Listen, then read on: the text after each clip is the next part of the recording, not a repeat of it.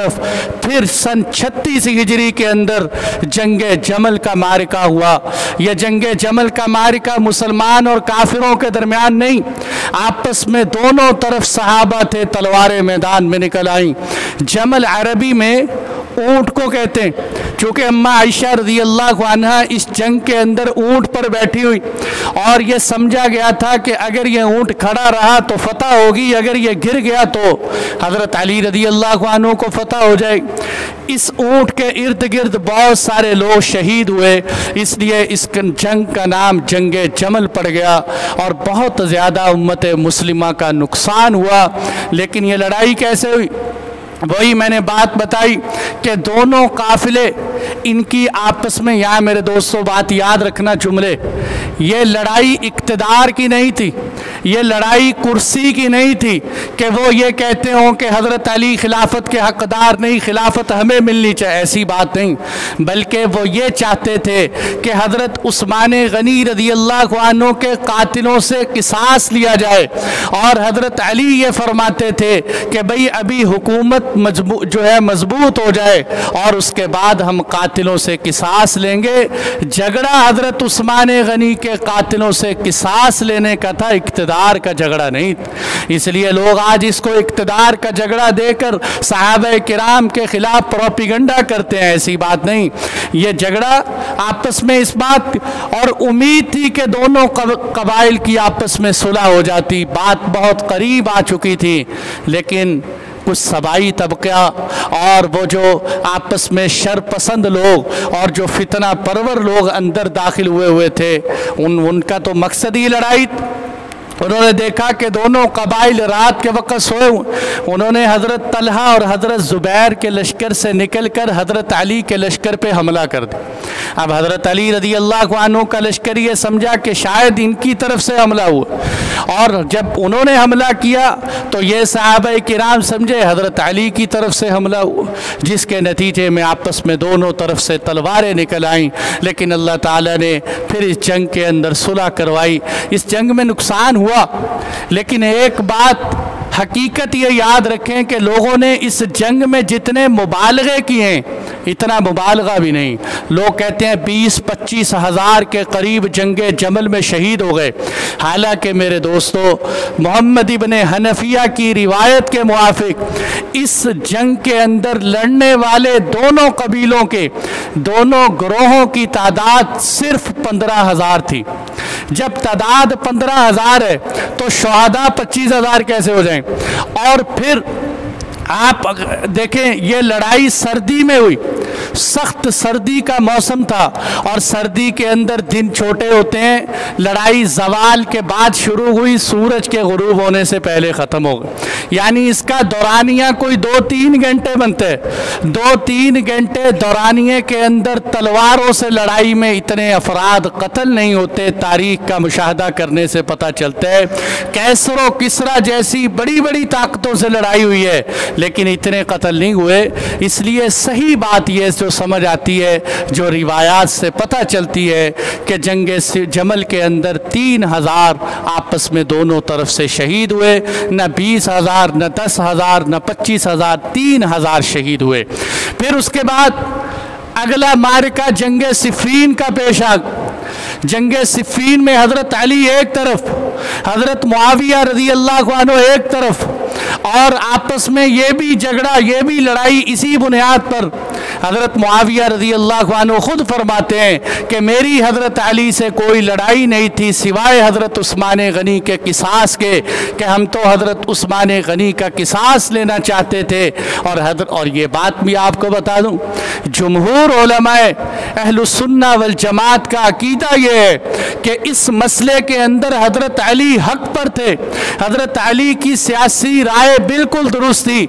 हज़रत मुआविया रज़ी अल्लाह अन्हु की सियासी राय में ख़ताए इज्तिहादी, अगरचे उनके पास दलाइल थे और वो ये समझते थे कि सही है। देखो, यहाँ एक नुक्ते के तौर पर बात कह दूँ एक बंदा वो होता है कि जिसके सामने कोई शरई दलील होती उसकी बुनियाद पर वो कदम उठाता है, और एक बंदा वो होता है जिसके सामने कोई शरई दलील नहीं होती, बस वो वैसे ही अपनी हुकूमत चाहता होता। इन दोनों गलतियों के अंदर फ़र्क होता है। यहाँ हज़रत मुआविया रज़ी अल्लाह अन्हु के पास दलाइल थे, अगरचे आने वाले वक़्त ने यह बात साबित की है कि उस वक़्त हज़रत अली की बात बेहतर थी, इसलिए हज़रत मुआविया की इस ख़ता को ख़ताए इज्तिहादी कहते हैं कि जिसको अल्लाह ताला मुआफ़ फरमा देते हैं।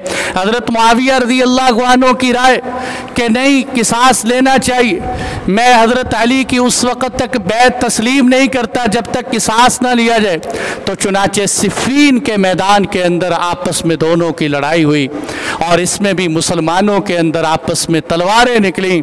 लेकिन यहाँ याद रखें कि लोग कहते हैं 6-6 महीने ये लड़ाई चलती रही। 6 महीने लड़ाई नहीं चली, सन 36 हिजरी के अंदर ही ये लड़ाई शुरू हुई। 2 महीने तक मैदान के अंदर आपस में सुलह और मुज़ाकरात की बात चलती रही, कभी कभी झड़प भी थोड़ी बहुत हो जाती थी, लेकिन लड़ाई सिर्फ 3 दिन हुई। 3 दिन लड़ाई हुई। अलबत्ता मुसलमानों का नुकसान, और उसमें मुसलमानों की बहुत सारी जानें चली गईं, जिसमें 70,000 मुसलमान शहीद हुए। 70,000 मुसलमान शहीद हुए।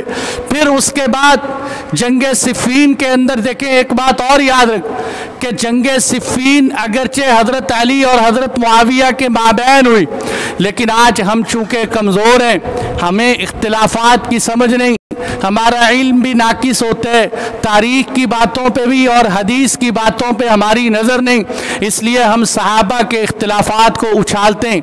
हज़रत अली रज़ी अल्लाह अन्हु का सही कौल आपको सुना रहा हूँ।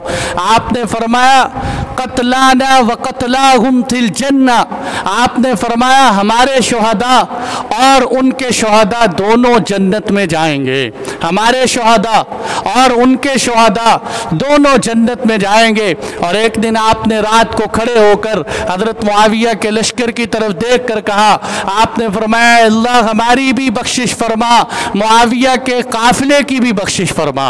अगर मेरे दोस्तों वो जो है माद अल्लाह सुम्मा माद अल्लाह इक़्तिदार की हिर्सो हवस में आए थे, तो हज़रत अली उल मुर्तज़ा उनके लिए इतनी दुआएं क्यों मांगते। और फिर ये तारीख़ का अजीब वाक़या है कि कैसरे रूम ने जब देखा कि मुसलमानों की 2 ताकतें आपस में मुठभेड़ हो गई, एक तरफ हज़रत अली लड़ चुके, और ये होता है कि जब किसी मुल्क के अंदर खाना जंगी लगती है तो सालिस को और गैर को मौका मिलता है कि वो मुल्क पर हमला कर देते हैं। उन्होंने देखा कि मुल्क के अंदर खाना जंगी, कैसरे रूम ने कहा बहुत बेहतरीन मौका है हमला करने। तो कैसरे रूम हमले की नीयत से जब आने लगा, हज़रत मुआविया रज़ी अल्लाह अन्हु ने उसको ख़त लिखा, और ख़त के अजीब अल्फाज थे जिससे मोहब्बत टपकती हुई नज़र आती है। फरमाया ओ कैसरे रूम, ओ मलऊन, तू ये समझते है कि हमारी आपस में लड़ाई हो चुकी है, याद रखना मैं और अली भाई भाई हैं, हमारा आपस का इख्तिलाफ है, लेकिन अगर तू हमारे मुकाबले में आया तो हम दोनों भाई मिल के तुझे नाको चने चबवा देंगे। इसलिए कभी इस्लामी मुल्क की तरफ आंख उठाकर न देखना।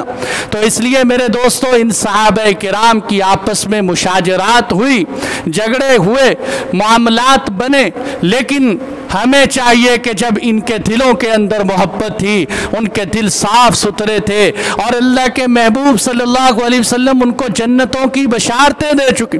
हज़रत अली के फ़ज़ाइल तो आपके सामने बयान के काबिल कि हर बंदा जानता है कि हज़रत अली उल मुर्तज़ा को अल्लाह ने क्या शान और शौकत अता फरमाई थी।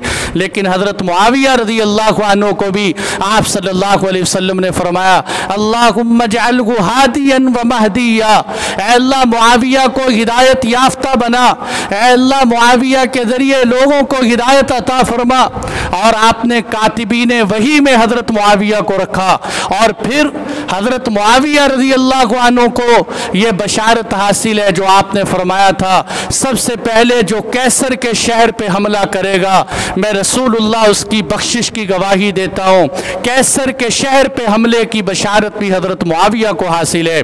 इसलिए मेरे दोस्तों, सहाबा के दोनों ग्रोह लोगों के फ़ज़ाइल सामने रख कर हमें ये बातें, अव्वलन तो हमारे जैसे तालिब इल्म को मुशाजरात सहाबा पढ़नी ही नहीं चाहिए, मुशाजरात सहाबा की बहस में पढ़ना ही नहीं चाहिए। लेकिन अगर पढ़ना है तो ये सारी बातें ज़हन नशीन रखकर, सहाबा के फ़ज़ाइल सामने रखकर फिर अहादीस का, तारीख़ का मुताला करें।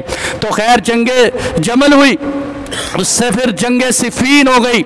जंगे सिफ़ीन के बाद अब यहाँ क्या हुआ कि जंगे सिफ़ीन में जब मक़तूलीन की तादाद बढ़ी तो हज़रत मुआविया रज़ी अल्लाह अन्हु के साथियों ने नेज़ों पे कुरान रख कर कहा कि आज के बाद ये कुरान हमारे अंदर फ़ैसला करेगा, कुरान हमारी सुलह करवाएगा, कुरान को हकम बना लिया। तो वहाँ चंद लोग जो हज़रत अली रज़ी अल्लाह अन्हु के साथ शामिल थे, जिसको मैंने कहा सबाई तबका था, जो शोरश पसंद लोग थे, वो कबीले से हज़रत अली के काफ़िले से अलग हो गए। कहने लगे अजीब बात है, आपने मुआविया से क्यों सुलह कर ली, हम इस सुलह को तस्लीम नहीं करते, इनिल हुक्मु इल्ला लिल्लाह, ये उनका मशहूर नारा था। खवारिज जिनको कहते हैं, ये बहुत बड़ा तबका और फितना था जो इस उम्मत में सबसे पहले आया है। खवारिज जो बहुत मुतशद्दिद, इनके नज़दीक अगर कोई बंदा कबीरा गुनाह कर लेता था तो कहते थे ये काफिर हो गए, और ये माअज़ल्लाह ये कहते थे कि हज़रत अली ने कत्ल किया, कत्ल कबीरा गुनाह, वो भी काफिर, हज़रत मुआविया ने कत्ल किया, वो भी काफिर, हज़रत अमर बिन आस ने कत्ल किया, वो भी काफिर। इन्होंने सब पे कुफर के फतवे लगा दिए। फिर हज़रत अली रज़ी अल्लाह अन्हु ने जंग नहरवान इनसे लड़ी। जंग नहरवान के अंदर आपने इन खारजियों का कला कमा किया, और इसमें बहुत सारे वो खारजी और सबाई भी थे जो हज़रत उस्मान गनी के कत्ल में शरीक थे। तो जंग नहरवान ख़त्म हुई। अब वो खवारिज के दिल के अंदर बड़ास थी बदला लेने और इंतकाम के, कैसे हम हज़रत अली से इंतकाम लें। तो उन्होंने क्या किया, उन्होंने आपस में मशवरा किया। उन्होंने कहा इस वक्त इस्लाम की जो परचम उठाने वाले तीन बड़े शख्स हैं, अगर इनको गिरा दिया जाए तो उम्मीद है फितने ख़त्म हो जाएंगे। वो तीन शख्सियतें कौन थी, यही जो मैंने बताया, हज़रत मुआविया, हज़रत अली उल मुर्तज़ा, हज़रत अमर इब्न आस रज़ी अल्लाह अन्हु। उन्होंने कहा इनको कत्ल करने का मशवरा करो। 17 रमज़ानुल मुबारक 40 हिजरी मशवरे में तय हुआ कि तीनों मिलकर अपना अपना काम तमाम करेंगे। अब्दुर्रहमान बिन मुलजम के ज़िम्मे लगा कि ये हज़रत अली को शहीद करे। बुर्क बिन तमीम के ज़िम्मे लगा कि ये हज़रत मुआविया को कत्ल करे। एक और अमर नामी शख्स था, उसके ज़िम्मे लगा कि ये अमर बिन आस को कत्ल करेंगे, कत्ल भी फजर की नमाज में करेंगे। और हुआ ये कि फजर की नमाज में हज़रत मुआविया रज़ी अल्लाह अन्हु आए, आपके कंधे पे वार लगा, लेकिन अल्लाह ने आपकी हिफाजत फरमा दी और वो पकड़ा गया, उसको कत्ल कर दिया गया। हज़रत अमर बिन आस उस दिन बीमार थे, फजर की नमाज पढ़ाने नहीं आए। आपने अपनी जगह खारजा बिन हुज़ाफ़ा साहबी को भेजा कि जाओ तुम जाकर नमाज पढ़ाओ। अब जब वो मुसल्ले पे आए, उन पे वार किया तो वो जहर आलूद तलवार थी, वो शहीद हो गए। लेकिन वो जालिम भी पकड़ा गया और उसको भी कत्ल कर दिया गया। हज़रत अली उल मुर्तज़ा आए, 17 रमज़ानुल मुबारक में आप मस्जिद में दाखिल हुए तो उन जालिमों ने वही नारा लगाया जो मैंने बताया था, इनिल हुक्मु इल्ला लिल्लाह, कि आप तो सालिस लोगों को बनाते हैं, सालिसी और हुकूमत और फैसले तो कुरान और अल्लाह के होते हैं। ये कहकर उन्होंने हज़रत अली रज़ी अल्लाह अन्हु पे तलवार मारी, जो जहर आलूद तलवार थी, जिसके नतीजे में हज़रत अली उल मुर्तज़ा शहीद कर दिए गए। और आपने अक्सर फरमाया करते थे, कलिमतु हक्किन युरीदु बिहल बातिल, ये एक हक नारा लगाते हैं लेकिन इससे मुराद बातिल लेते हैं, यानी हक जुमलों को गलत इस्तेमाल करते हैं। तो हज़रत अली रज़ी अल्लाह अन्हु शहीद हो गए, बाकी 2 सहाबा की हिफाजत हो गई। और फिर क्या हुआ कि जब हज़रत अली शहीद हो, अब वो जो लड़ाइयाँ मैंने बताया कि 35 हिजरी से लेकर 40 हिजरी तक आपस में खाना जंगियाँ ही खाना जंगियन। हज़रत अली रज़ी अल्लाह अन्हु की शहादत के बाद आपके बड़े बेटे हज़रत हसन रज़ी अल्लाह अन्हु खिलाफत पर आए। 6 महीने तक हज़रत हसन ने खिलाफत संभाली। 6 महीने के बाद अल्लाह ताला ने हज़रत हसन रज़ी अल्लाह अन्हु से काम लिया। अब वो हदीस याद करें जो मैंने शुरू में सुनाई थी। आपने फरमाया था कि मेरा ये बेटा हसन सरदार है और अल्लाह ताला मेरे इस बेटे की वजह से दो मुसलमानों के बड़े ग्रोहों में सुलह करवाएं। हज़रत हसन रज़ी अल्लाह अन्हु ने देखा कि ये सरशर पसंद लोग मेरे वालिद के साथ भी जुड़े हुए थे, इन्होंने मेरे अब्बा जान को भी, हज़रत अली रज़ी अल्लाह अन्हु इनसे इतना तंग आ चुके थे कि आप मेहराब में बैठ के दाढ़ी पकड़ कर कहा करते, क्योंकि आप सल्लल्लाहु अलैहि वसल्लम ने फरमाया था अली जब तुझे शहीद किया जाएगा तेरी दाढ़ी खून से रंगीन हो जाएगी। आप कहा करते थे दाढ़ी पकड़ के या अल्लाह ये मेरी दाढ़ी कब खून से रंगीन होगी, यानी कब मैं दुनिया से जाऊंगा। हज़रत हसन रज़ी अल्लाह अन्हु ने देख लिया था कि ये शर पसंद मेरे अब्बा से भी मोहब्बत का दावेदार थे, मेरे वालिद को भी तकलीफ़ें पहुँचाई, अब ये मुझे भी छोड़ेंगे नहीं, इनको कोई खैर का काम कहता हूँ तो मेरे खिलाफ हो जाते हैं। चुनाचे आप एक बहुत बड़ा लश्कर लेकर हज़रत मुआविया रज़ी अल्लाह अन्हु के पास मुल्क शाम गए और जाकर कहा कि मुआविया हम आपस में सुलह कर लेते हैं। हज़रत मुआविया और हज़रत हसन की सुलह हुई। हज़रत हसन रज़ी अल्लाह अन्हु कहने लगे हमारी कुछ शराइत। हज़रत मुआविया रज़ी अल्लाह अन्हु ने साफ पेपर दे दिया, उन्होंने कहा आप इस पे जो शर्तें लिख दें मुझे मंजूर, जो शराइत लिख दें। चुनाचे अल्लाह ताला ने हज़रत हसन रज़ी अल्लाह अन्हु की वजह से वो जो 5 साल खाना जंगी थी उसको ख़त्म करवाया। और फिर हज़रत मुआविया की हुकूमत नोट कीजिए 41 हिजरी से लेकर 60 हिजरी तक हज़रत मुआविया की हुकूमत, 41 हिजरी से लेकर 60 हिजरी तक हज़रत मुआविया रज़ी अल्लाह अन्हु की हुकूमत। इस पूरे 20 साल के अंदर कोई खाना जंगी नहीं हुई, पूरे 20 साल के अंदर मुसलमानों के अंदर आपस में कोई लड़ाइयाँ नहीं हुई, बल्कि इस पूरे 20 साल के अंदर फतूहात का दरवाज़ा खुले। काबुल फतह हो गया, खुरासान फतह हो गया, सिंध मकरान फतह हो गया, और ताजिकिस्तान या तुर्कमानिस्तान फतह हो गया, कैसर का मरकजी शहर कुस्तुनतुनिया फतह हो गया। फतूहात का दरवाज़ा फिर से खुल गया और अल्लाह ताला ने लड़ाइयों का सिलसिला बंद फरमाया। लेकिन मेरे दोस्तों एक बात ये भी कि हम ये भी कहते हैं कि आप सल्लल्लाहु अलैहि वसल्लम ने फरमाया था कि नबूवत के बाद खिलाफत का अरसा 30 साल, यानी 30 साल तक खिलाफत राशिदा रहेगी। चुनाचे हज़रत अबू बकर सिद्दीक, हज़रत उमर फ़ारूक, हज़रत उस्मान गनी, हज़रत अली उल मुर्तज़ा और आपके बाद हज़रत हसन रज़ी अल्लाह अन्हु पर 6 महीने के बाद 30 साल पूरे हो जाते हैं। और इस 30 साल को खिलाफत राशिदा कहते हैं, जिसकी आपने बशारत दी थी और उसके बाद आपने फरमाया था फिर मलूकियत आ जाए। इसलिए हम ये कहते हैं कि हज़रत मुआविया रज़ी अल्लाह अन्हु के दौर में फतूहात हुई, लड़ाइयाँ भी ख़त्म हो गई, लेकिन उसके बावजूद हज़रत मुआविया के दौरे खिलाफत को खिलाफत राशिदा नहीं कहते बल्कि खिलाफत आम्मा कहते हैं। इसलिए कि खिलाफत राशिदा की कुछ शराइत थी। कि शराइत क्या थी कि पहले जितने भी खुलफा आए वो खुलफा खुद नहीं आए, लाया गया।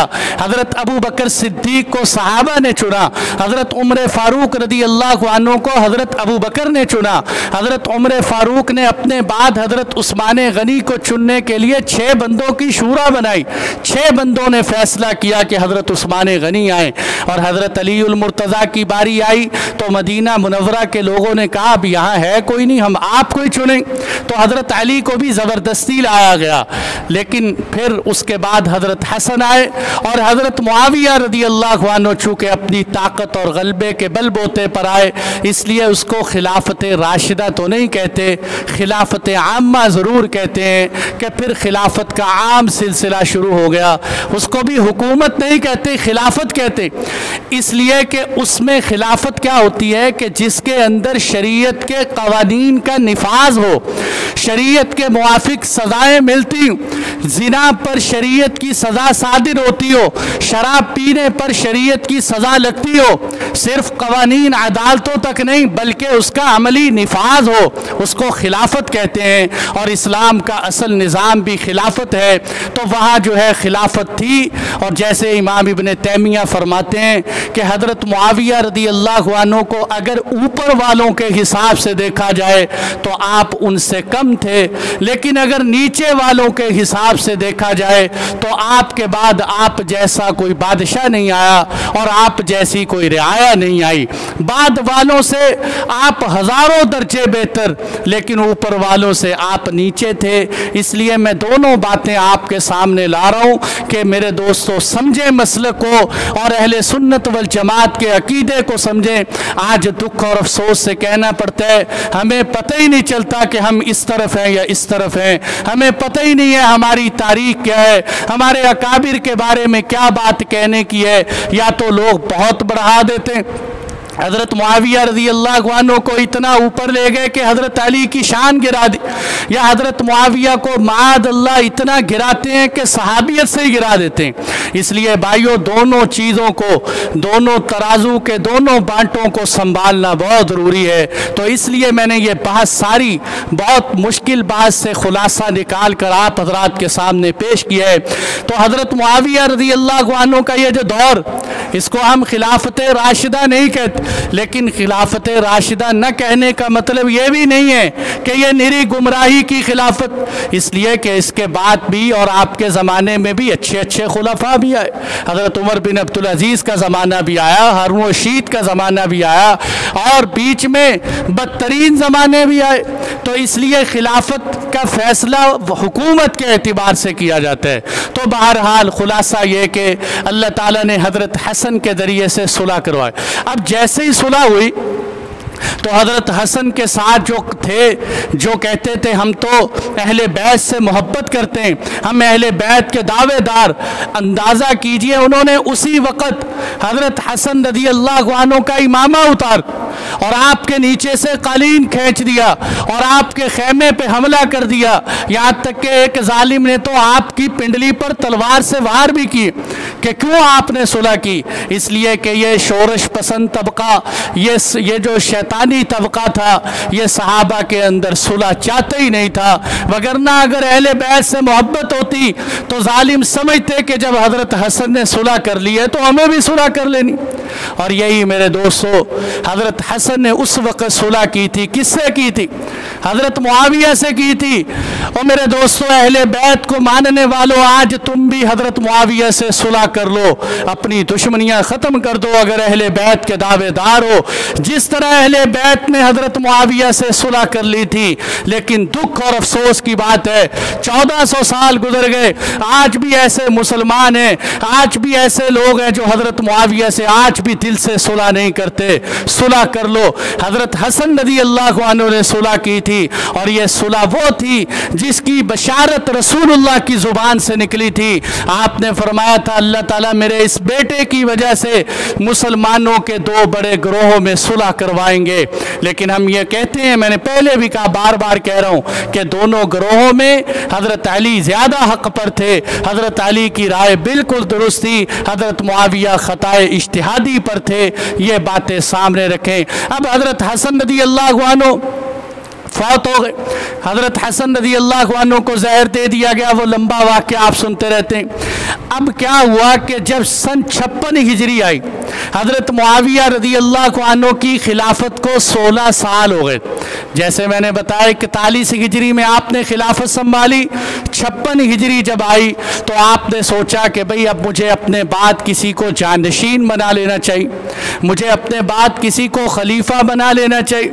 देखिए यहाँ हज़रत मुआविया के दो मसले, एक तो अपने बाद यजीद को वली आहद बनाना और नंबर 2 अपने बाद जानशीन तय करना, किसी को भी तय कर।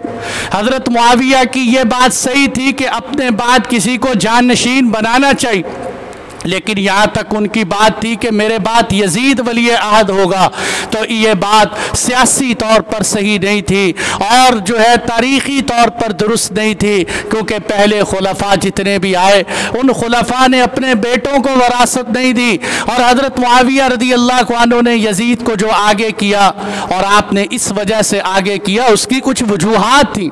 वजह क्या थी? नंबर एक, आपके सामने बड़ी बुनियादी वजह यह थी कि आप ये चाहते थे कि हुकूमत मुल्क शाम में, और शाम और इराक़ वालों की पहले बहुत लड़ाइयाँ हो चुकी हैं, जमल हो गई, सिफ़ीन हो गई, नहरवान पेश आ गई। अब अगर मैं अपने ख़ानदान से हटाकर किसी और को खलीफा बनाऊंगा तो मुल्क शाम वाले कबूल नहीं करेंगे और मुसलमानों में फिर खाना जंगियाँ शुरू हो जाएंगी। ये मैं अपने पास से नहीं कह, इब्ने खुल्दून रहमतुल्लाह अलैह ने यह बात तारीख़ में लिखी है कि हज़रत मुआविया की मंशा उम्मत में इत्तिफाक और इत्तेहाद था कि चलो हो सकता है ये आएंगे, और आपका ये भी मंशा था कि बज़ाहिर यजीद तख्त पे बैठे, लेकिन सहाबा किराम का बड़ा मजमा होगा, अगर ये कोई गलत काम करेगा तो सहाबा इसको सुधार देंगे। और ये बात भी आपने कि यजीद का जो फिस्को फजूर था, जो शराब पीने के बारे में रिवायतें आती हैं अगरचे कमज़ोर हैं, या उसका बेनमाजी होना, या उसका शतरंज खेलना, या उसका जो कुछ भी, ये सब बातें हज़रत मुआविया के दौर में अभी जाहिर नहीं हुई, या तो वो करते ही नहीं या करते थे अपने वालिद से ये बातें छुपा कर रखी हुई। इसलिए हज़रत मुआविया रज़ी अल्लाह अन्हु ने जब सन 56 हिजरी के अंदर अपने बाद खलीफा बनाने का फ़ैसला किया, हज़रत मुगीरा बिन शोबा बहुत बड़े सहाबी रसूल, बाद रिवायतों में तो है कि ये पहले फौत हो चुके, लेकिन बाद रिवायतों में है कि ये हज़रत मुआविया के पास आए और उन्होंने आके कहा, हज़रत आप दुनिया से जाने से पहले अपने बाद किसी को जानशीन बना जाएं, वरना उम्मत में फिर खाना जंगी की तलवार निकलना है, तो आप ये मशवरा देकर आए। और हज़रत मुगीरा बिन शोबा बड़े सहाबी बैते शजरा में दाखिल थे, बड़ी बड़ी बशारतें अल्लाह के नबी ने दी, और हज़रत मुगीरा बिन शोबा वो सहाबी हैं कि जो जंग सिफ़ीन के अंदर हज़रत अली की साइड पे थे।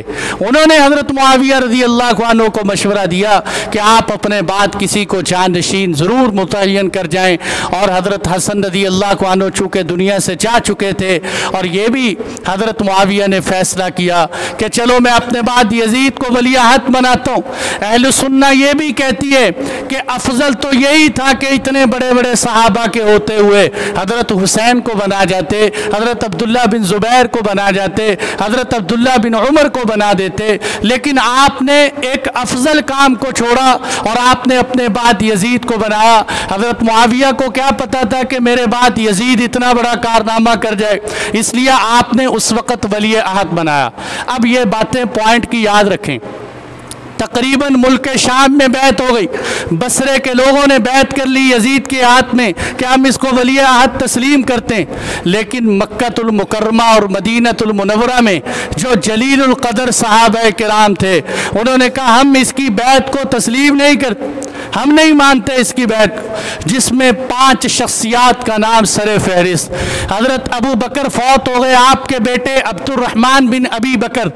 हज़रत उमर फौत हो गए, आपके बेटे अब्दुल्ला बिन उमर। हज़रत अब्बास फौत हो गए थे, आपके बेटे अब्दुल्ला बिन अब्बास। ये 3 शख्सियात। चौथे हज़रत अली उल मुर्तज़ा फौत हो गए थे, उनके बेटे थे हुसैन इब्न अली। और ये शख्सियात 5वीं शख्सियत के बारे में इख्तिलाफ है, बाज़ ने शामिल किया, बाज़ ने नहीं शामिल किया। तो खैर ये 4 शख्सियात जो थी, इन्होंने कहा कि हम बिल्कुल इसको तस्लीम नहीं करते। हज़रत मुआविया रज़ी अल्लाह अन्हु मदीना मुनव्वरा गए और जाके इन हज़रात से मुलाकात की और इनसे कहा कि भाई मैंने यजीद को इसलिए वली अहद बनाया है, तुम इसकी बैत को तस्लीम करो। उन्होंने हज़रत अब्दुर्रहमान बिन अबी बकर खड़े हो, उन्होंने कहा देखें आपके सामने खिलाफत के पहलों के तरीक़े भी कि रसूलुल्लाह फौत हुए तो खिलाफत को छोड़कर उम्मत के हाल पे चले गए। लोगों ने हज़रत अबू बकर को चुन ली, हज़रत अबू बकर ने अपने बाद हज़रत उमर को चुना, जो हज़रत अबू बकर के ख़ानदान में से भी नहीं। हज़रत अबू बकर का कबीला बनु तईम और हज़रत उमर का कबीला बनु अदी, उनके कबीले भी जुदा जुदा। फिर हज़रत उमर रज़ी अल्लाह अन्हु ने अपने बाद खिलाफत चुनी, 6 बंदों की शूरा बनाई। बता दी, आप उसका तरीक़ा अपना लेते और आपने वो भी नहीं अपनाया। तो चलो अगर आप कहते हैं कि बेटा हकदार, तो जिस तरह हज़रत उमर के ज़माने में मैं भी उनका बेटा था, यजीद कोई हमसे ज़्यादा तरक्की याफ्ता नहीं है, इसलिए हमें कैसर व किसरा की सल्तनत कबूल नहीं कि एक कैसर आए दूसरा चला जाए, एक बाप जाए उसके बाद बेटा आ जाए, हमें ये बिल्कुल तरीक़ा कबूल नहीं। सारे जो चार बड़े बड़े सहाबा इन्होंने इसी तरह इख्तलाफ किया, लेकिन हज़रत मुआविया रज़ियल्लाहु अन्हु ने आपके इख्तलाफ को दिलो जान से तस्लीम करते हुए आपके ख़िलाफ़ कोई कदम नहीं उठाया और वापस चले गए। और सन 4 जो है आप जो है वो दुनिया से जब तशरीफ़ ले गए सन 50 हिजरी के अंदर 41 हिजरी से लेकर 41 हिजरी से लेकर 60 हिजरी तक, 60 हिजरी में हज़रत मुआविया रज़ियल्लाहु अन्हु जैसे ही दुनिया से तशरीफ़ ले गए, आपके बाद यजीद अब तख्त पर आए। ये चार सहाबा जो मैंने कहा था जिन्होंने कहा हम इसकी खिलाफत तस्लीम नहीं करते, उसके अलावा हर तरफ यजीद की खिलाफत फैलती जा रही, यजीद की हुकूमत को लोग तस्लीम कर रहे, ये चार सहाबा ने कहा हम बिल्कुल नहीं मानते। और हज़रत मुआविया रज़ियल्लाहु अन्हु ने ये बात तारीख़ में है कि यजीद से कहा था कि अगर तुम्हारा इनके साथ इख्तिलाफ हो तो नरमी का मामला अपनाना, सख्ती ना करना इन हजरात के साथ और इन हजरात से मशवरे करते रहना, इन हजरात की मान के चलना। लेकिन अगर मेरे भाइयों यजीद अपने वालिद की बात ना माने तो इसमें हज़रत मुआविया का क्या कसूर? यजीद ने अपने वालिद के आते ही, उस तख्त पे आते ही सारी हुकूमत का निज़ाम तब्दील कर दिया, आपके लगाए हुए गवर्नर सहाबा को उनके ओहदों से हटा दिया और मदीना मुनव्वरा उसने देखा कि अब मेरी खिलाफत को ये लोग मानेंगे नहीं। उसने एक ख़त लिखा और लिख के कहा कि रातों रात तुम ऐसा करो कि अब्दुल्ला बिन ज़ुबैर को बुलाओ और रातों रात हज़रत हुसैन को बुलाकर इनसे मेरी खिलाफत की बैत लो, अगर ये ना माने तो इनको कैद करके मेरे पास ले आओ। उस वक़्त मदीना मुनव्वरा में वलीद बिन उतबा बिन अबी सुफियान था, ये सहाबा किराम से मोहब्बत करता था और मरवान बिन हकम भी वहाँ मौजूद था। मरवान बिन हकम के अंदर सहाबा किराम के बारे में नफ़रत और ख़ास तौर पर अहले बैत की नफ़रत बैठी हुई थी।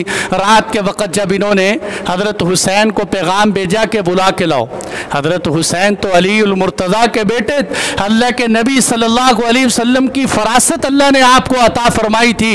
हज़रत हुसैन कहने लगे, हज़रत हुसैन और अब्दुल्ला बिन ज़ुबैर दोनों मस्जिद में बैठे हूँ, कासिद आया कि जी आपको मदीने के गवर्नर बुला रहे। उन्होंने कहा ये वक़्त तो गवर्नर के मिलने का नहीं, इस वक़्त कौन सा सरकारी इदारा रात को खुला होता है, ये लगता कोई साजिश। हज़रत अब्दुल्ला बिन ज़ुबैर कहने लगे मुझे लगता है कि हज़रत मुआविया का इंतकाल हो गया और यजीद उनका बेटा तख्त नशीन हो गया और इन्होंने हमें इसलिए बुलाया है कि ताकि हज़रत मुआविया की वफ़ात फैलने से पहले पहले हमें अपने हाथ पर बैत करवा लें, इसलिए हमें चौकन्ना होकर जाना चाहिए। हज़रत हुसैन रज़ियल्लाहु अन्हु अपने साथ चंद साथियों को भी लेकर गए कि मैं अंदर जाऊंगा, अगर मसला कत्ल तक चला जाए तो तुम लोग भी अंदर आ जाना, मैं जाके देखता हूँ क्या बात होती। जब आप अंदर गए, वलीद बिन उतबा बैठे हो और साथ मरवान बिन हकम भी बैठे। हज़रत हुसैन रज़ियल्लाहु अन्हु जाके कहने लगे भाई तुम्हें मुबारक हो, पहले तो तेरी और मरवान की आपस में बड़ी लड़ाई थी, आज बड़ी सुलह हो गई, तुम्हारी सुलह पे तुम्हें मुबारक हो। फिर उन्होंने ख़त निकाल के दिया कि ये देखो जी ख़त आए, हज़रत मुआविया इंतकाल कर गए, यजीद तख्त नशीन हो गए, आप खिलाफत को कबूल करें। बड़ी बेहतरीन फरासत अल्लाह ने आपको अता की। आपने कैसा जवाब दिया? आपने कहा भाई देखो बात यह है कि अगर तुमने मुझसे बैत लेनी है, अब मेरे जैसा बंदा शहज़ादे आले रसूल, अगर तुमने मेरी बैत लेनी है तो सरेआम मदीना मुनव्वरा के लोगों के सामने लेना, रात के वक़्त तुम मुझसे बैत लोगे तो क्या फ़ायदा। वलीद कहने लगा आपकी बात बिल्कुल सही है, हम सुबह के वक़्त आपसे बैत लेंगे। और जब हज़रत हुसैन उठ के जाने लगे, मरवान बिन हकम ने उसे कहा तो तूने मौका ज़ाया कर दिया, अगर तू हज़रत हुसैन को आज ज़बरदस्ती गिरफ़्तार कर लेता तो ये खिलाफत मान लेते, अब ये तेरे हाथ नहीं लगेंगे। चुनांचे चुनाचे हज़रत हुसैन रज़ी अल्लाह अन्हु आए और आपस में इन हजरात ने मशवरा किया क्या करें। इनके मशवरे में यह तय हुआ कि हमें मदीना मुनव्वरा छोड़ देना चाहिए। ये हजरात मदीना मुनव्वरा छोड़कर मक्कातुल मुकर्रमा चले गए और ये जहन लेकर गए कि मक्का तो अमन की जगह है, हरम की जगह है, और ये जालिम मक्कातुल मुकर्रमा के अंदर हमारे खिलाफ नहीं आएंगे। मैं यहाँ ख़त्म करता हूँ, बात समेटता हूँ ताकि अगला वाक़या भी इसके साथ मिल जाए। बस थोड़ी सी बात रह गई। जब ये हजरात मक्कातुल मुकर्रमा चले तो अब इसने पीछे से यजीद को पता चला कि वलीद बिन उतबा ने तो हज़रत हुसैन को छोड़ दी। अब उसने वहाँ से ख़त लिखा कि वलीद बिन उतबा को हटा दिया जाए, इसकी जगह अमर बिन साद अल अश्तक को लगा दिया जाए। अश्तक कहते हैं अरबी के अंदर मुँह फट और बदतमीज़ इंसान को अश्तक कहते हैं। ये बड़ा मुँह फट इंसान था कि इसको लगाया जाए, ये अहले बैत को काबू करेगा। जब ये आया और ये हजरात मक्कातुल मुकर्रमा हिजाज चले गए, अब वहाँ जाकर आपस में फिर इन हजरात की राय में भी इख्तिलाफ हुआ। हज़रत अब्दुल्ला बिन ज़ुबैर की राय ये थी कि हमें मक्का में ही रहना चाहिए और यहीं रहकर इनका मुकाबला करना चाहिए। मक्का अमन की जगह, हरम अमन की जगह, यहाँ कोई फसाद नहीं होगा। लेकिन हज़रत हुसैन रज़ी अल्लाह अन्हु की राय ये बनी कि नहीं, हमें कूफे चला जाना चाहिए। और कूफे से चूँकि खतूत पे खतूत 18,000 या 20,000 के करीब कूफे के अंदर से खतूत आए और ये ख़त लिखने वाले वही सबाई, वही बुलबाई और शोरश पसंद लोग थे कि जिन्होंने हज़रत अली को भी तंग किया, हज़रत हसन को भी तंग किया, अब हज़रत हुसैन रज़ी अल्लाह अन्हु के साथ भी गद्दारी का मामला कर रहे थे। और खतूत पे खतूत लिखे कि आप आइए हमारे पास, हम आपकी हुकूमत को तस्लीम करेंगे, हम आपको खलीफा बनाएंगे, हम कैसरो किसरा की सल्तनतें ख़त्म कर देंगे। आपने जाने का जब फैसला किया, आपने कहा नहीं, पहले मैं मुस्लिम बिन अकील को भेजता हूँ, फिर बाद में जाता हूँ। आपने ख़त लिख दिया कि ये मेरा चचाजाद हज़रत मुस्लिम बिन अकील आपके पास आ रहे हैं, अगर आपने इनके साथ मामला अच्छा किया तो मैं भी आ जाऊं। हज़रत मुस्लिम बिन अकील को ख़त देकर रवाना किया। अब हज़रत मुस्लिम बिन अकील की शहादत और आपका वाक़या करबला तक जाना, यह इंशाअल्लाह अगले जुम्मों में बयान करेंगे।